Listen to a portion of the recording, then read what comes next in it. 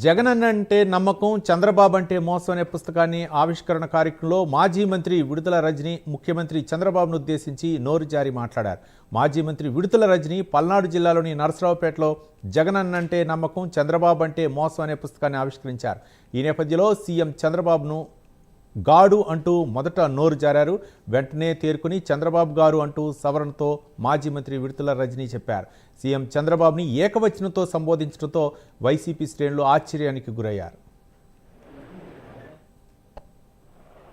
అవినీతి, అదుపు తప్పినటువంటి law and order,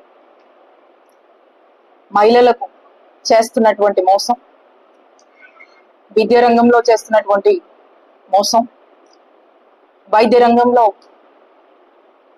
చేస్తున్నటువంటి ఏదైతే నిర్వీర్యం చేస్తున్నారో దాని గురించి, అలాగే వ్యవసాయ రంగంలో రైతుల్ని ఏ విధంగా మోసం చేస్తున్నారు అనేటువంటి అన్ని అంశాలని చెప్తూ ఈ సంవత్సర కాలంగా ఈ రాష్ట్ర ప్రజల్ని పీడిస్తున్నటువంటి ఈ రెండు పాలన గురించి చక్కగా వర్ణిస్తూ ఈ వెన్నుపోటు అనే పేరుతో మరి జగనన్న అంటే నమ్మకం, చంద్రబాబు గారు అంటే మోసం అని చెప్పి ఈ బుక్ లో అన్ని విషయాలు, జరిగినటువంటి అన్ని అరాచకాల గురించి ఇందులో పబ్లిష్ చేసి మా వైఎస్ఆర్ కాంగ్రెస్ పార్టీ మరి బుక్ ని రాష్ట్ర వ్యాప్తంగా రిలీజ్ చేయడం జరిగింది.